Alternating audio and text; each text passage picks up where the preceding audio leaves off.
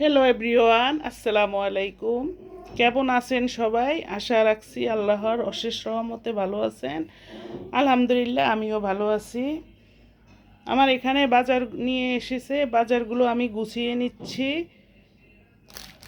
আজকে দুপুরের জন্য আমি রান্না করব এখান থেকে কিছু সবজি নিয়ে, আর হচ্ছে মুরগি রান্না করব।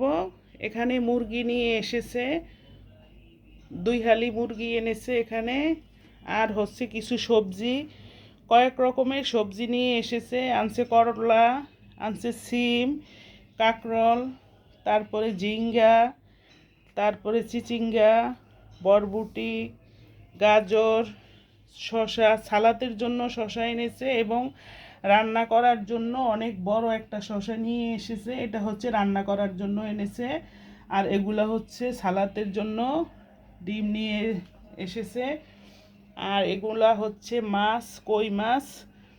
মাছগুলো আমি লবণ পানিতে ভিজিয়ে রেখেছি কিছুক্ষণ, এইভাবে 15 মিনিট ভিজিয়ে রেখে তারপরে হচ্ছে মাছ ধুবো। দুই মানে 15-20 মিনিট ভিজিয়ে রাখলে মাছটা ধুইতে না অনেক সুবিধা, তাড়াতাড়ি ধোয়া হয়ে যায়, একদম পরিষ্কার হয়ে যায়, গন্ধটা তাড়াতাড়ি চলে যায়, মাছের যেটা কাশটা গন্ধে থাকে। এই হচ্ছে সবজিগুলো আমার। এখান থেকে আমি আজকে দুপুরে রান্না করব এই সবজি চিংড়ি মাছ দিয়ে, চিংড়ি দিয়ে, তারপরে হচ্ছে শসা, চিংড়ি, নারিকেলের দুধ দিয়ে মালাইকারি করব।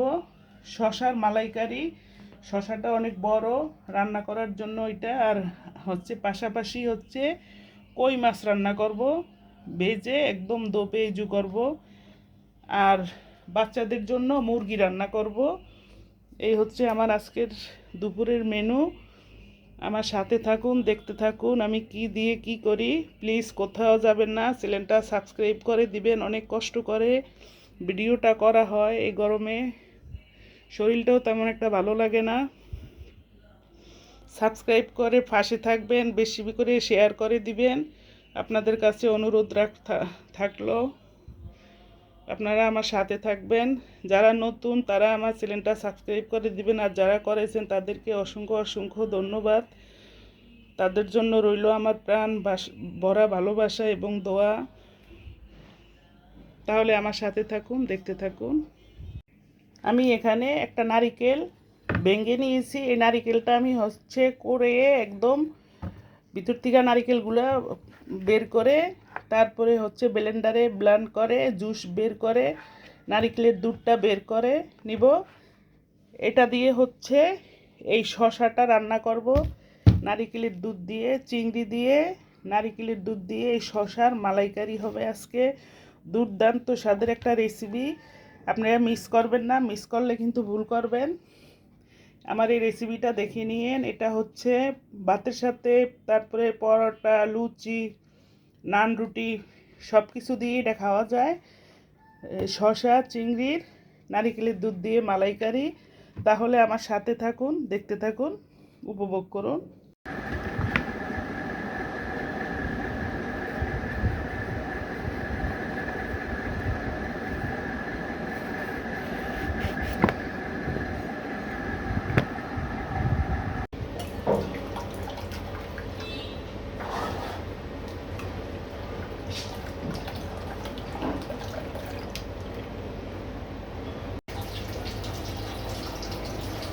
আমি পাখের ঘরে সব গুছিয়ে একবারে চলে আসলাম রান্না বসাবার জন্য।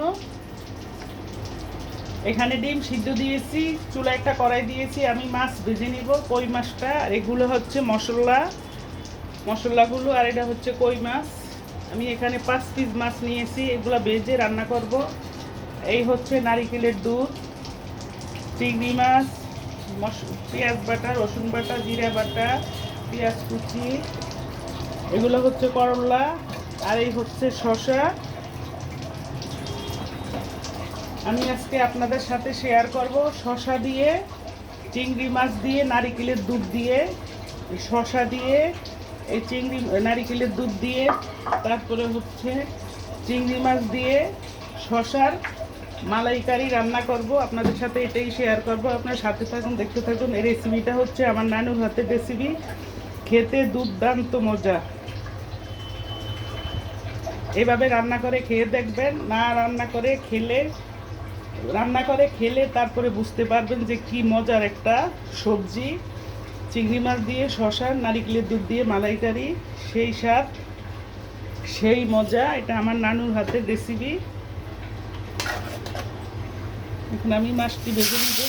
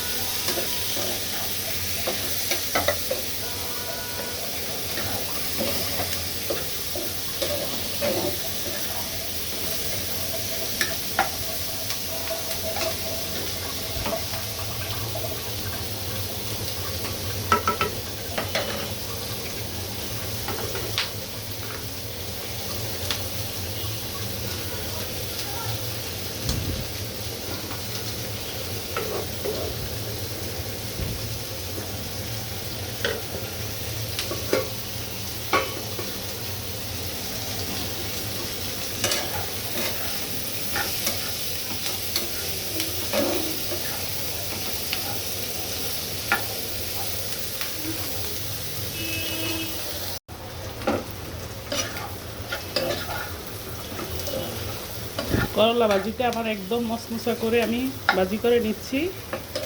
ভাজিটা আমার সম্পূর্ণ রেডি হয়ে গিয়েছে। আমি এখন চুলাটা বন্ধ করে দিচ্ছি। আর এই চুলায় আমার মাছটাও রান্না শেষ করে দিচ্ছি। এ পর্যায়ে এসে আমি ধনিয়া পাতা দিচ্ছি।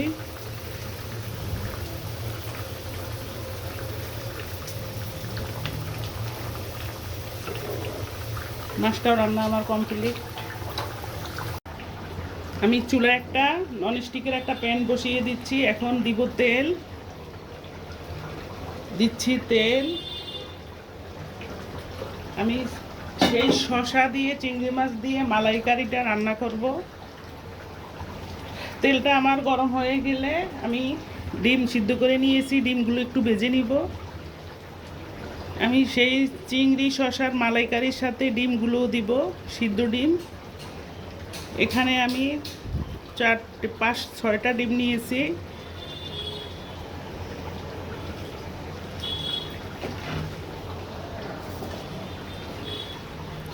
সামান্য একটু হলুদ দিব।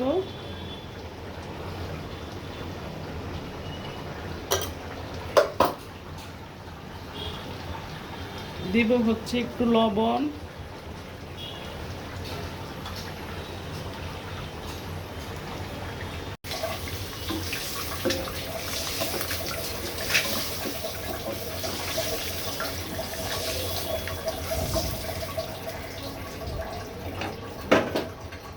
এই তেলের ভিতরে আমি চিংড়ি মাছগুলো ভেজে নিব।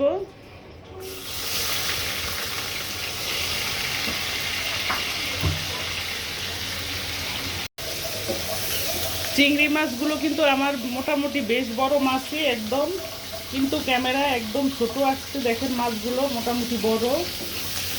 আমি এখানে অনেকগুলো চিংড়ি মাছ দিচ্ছি। এখন দিচ্ছি এখানে কাঁচামরিচ বাটা, পেঁয়াজ বাটা দিয়ে দিচ্ছি।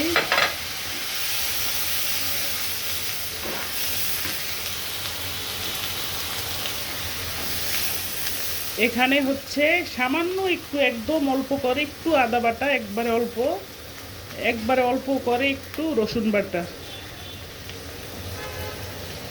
একটু জিরা বাটা, অল্প একদম। এই মালাইকারিটার সাথে রসুন, আদা, জিরা একেবারেই যায় না, না দিলে আরও ভালো। আমি সামান্য অল্প করে একটু দিয়েছি। এখন দিব হচ্ছে মরিচ গুঁড়া,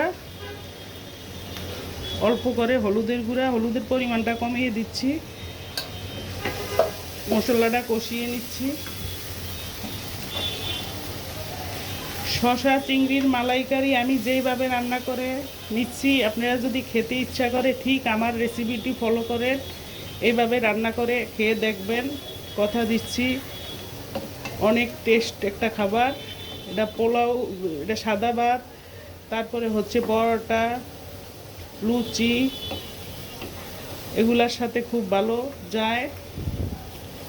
পরোটা দিয়েও খেতে পারবেন, লুচি, পরোটা, সাদা ভাত, নান, রুটি দিয়েও খাওয়া যায়। এভাবে মশলাটা আমার কষিয়ে নিচ্ছি। মশলাটা আমার কষানো হয়ে গিয়েছে, আমি এখন শসাগুলো দিয়ে দিচ্ছি।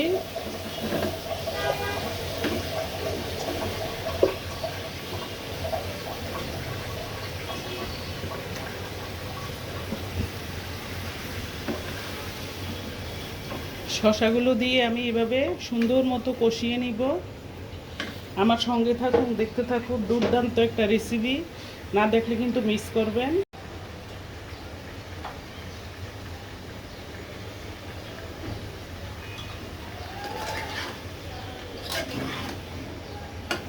এগুলো হচ্ছে কাঁঠালি চিংড়ি। এই চিংড়ি মাছগুলো দিয়া সব ধরনের সবজি খেতে অনেক মজা লাগে। এই চিংড়ি মাছটার আলাদা একটা নিজস্ব একটা সেন্ট আছে। সবজি রান্না করলে অনেক টেস্ট, অনেক খালি বুনা করলেও পেঁয়াজ বেশি করে দিয়ে দো পেঁয়াজু করলেও অনেক টেস্ট এই চিংড়ি মাছগুলা, কাঁঠালি চিংড়িগুলা। ঢাকনা দিয়ে ঢেকে দিচ্ছি। শসা চিংড়ির মালাইকারির মেন উপাদান হচ্ছে এই নারিকেলের দুধটা। এটা দিয়ে রান্না হবে। আমি পানির পরিবর্তে এই নারিকেলের দুধটা দিচ্ছি। আমি একবারে ছাবাগুলো একবারে ফেলে দিচ্ছি, একটু ছাবাও যাতে না যায়। দেখেন এইভাবে সেকে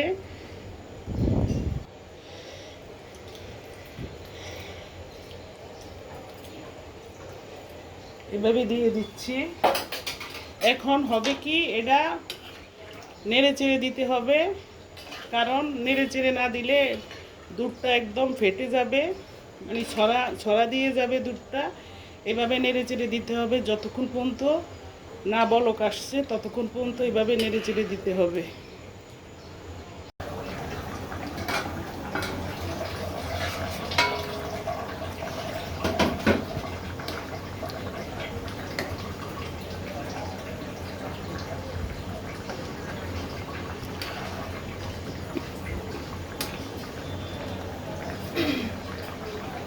আমার শসা চিংড়ির মালাইকারিটা সিদ্ধ, একদম সবজিটা দেখেন একেবারে সিদ্ধ হয়ে গিয়েছে। এই যে একেবারে সফট হয়ে গিয়েছে।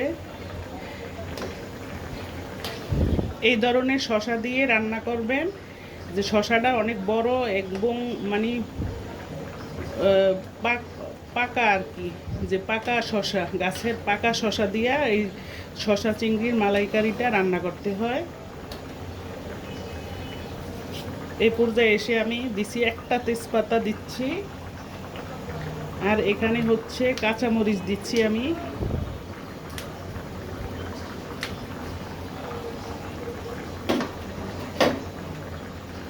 এখন হচ্ছে সেই ডিম যে সিদ্ধ করে ডিমটা ভেজে নিয়েছি, এই ডিমটাও দিয়ে দিচ্ছি।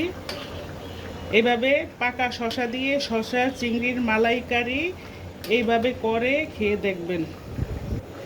এভাবে ডিমটাও সিদ্ধ করে এভাবে ভেজে ডিমটাও দিয়ে দিবেন।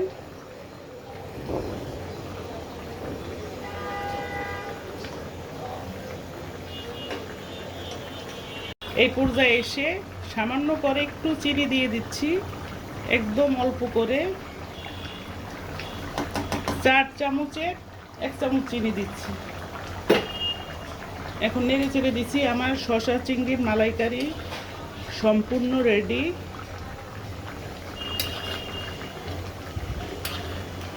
শসা চিংড়ি, তারপরে হচ্ছে সাথে হচ্ছে ডিমটা অবশ্যই দিবেন।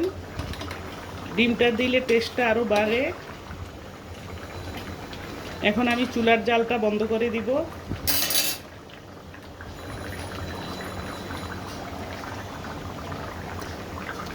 বিশ্বাস করেন, বলার আর অপেক্ষা রাখে না।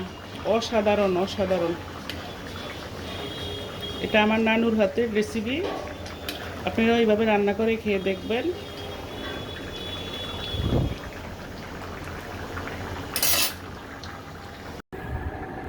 আমি রান্নাগুলো শেষ করে একদম কমপ্লিট করে আমি খাবার টেবিলে নিয়ে আসছি। এটা হচ্ছে সেই আমার চিংড়ি শসার মালাইকারি।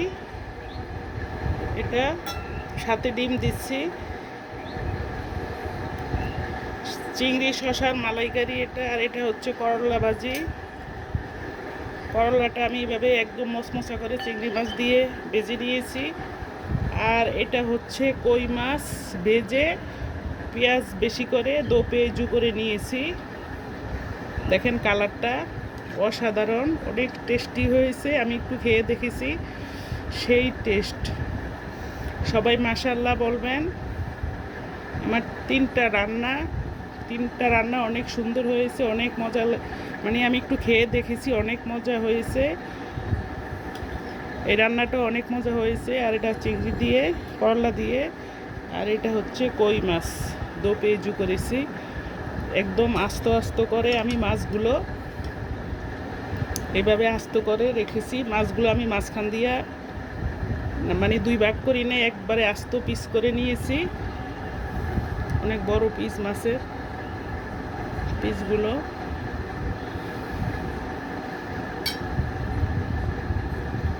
এখন হচ্ছে আমি একটু খেয়ে দেখাবো আপনাদেরকে এই চিংড়ি শসার মালাইকারিটা। এটা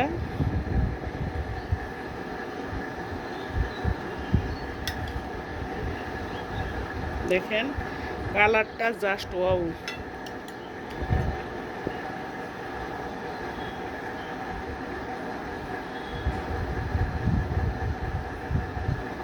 এভাবে চিংড়ি শসার মালাইকারি আমি এখন প্লেটে বেড়ে নিয়েছি।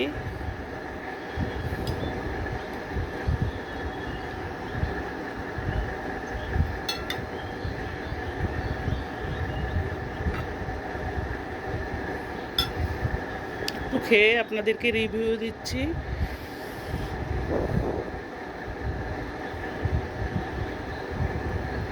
বিসমিল্লাহ। অসাধারণ অসাধারণ, এক কথায় অসাধারণ।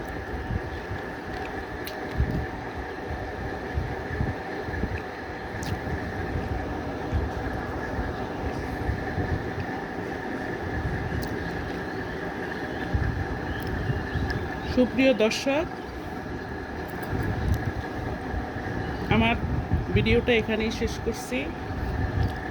এটা আমার নানুর হাতের সেই চিংড়ি শসার মালাইকারি। আমার নানু এই পৃথিবীতে নেই, অনেক বছর হয়েছে, মারা গিয়েছে। সবাই দোয়া করবেন আমার নানুর জন্য, আল্লাহ যেন জান্নাতুল ফেরদাউস নসিব করে। সবাই আমার নানুর জন্য দোয়া করবেন। তাহলে আমি ভিডিওটা এখানেই শেষ করছি। সবাই ভালো থাকেন, সুস্থ থাকেন, সুন্দর থাকেন। আল্লাহ হাফিজ। আসসালামু আলাইকুম।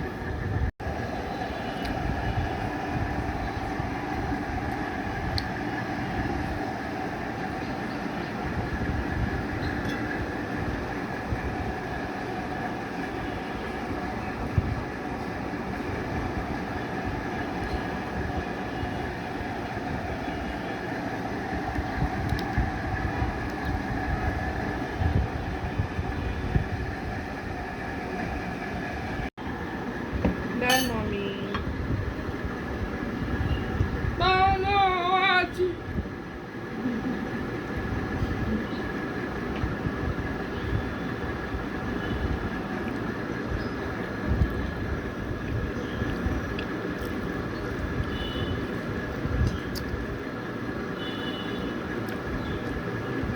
কই মাছটাও জাস্ট ওয়াও, দারুণ দারুণ।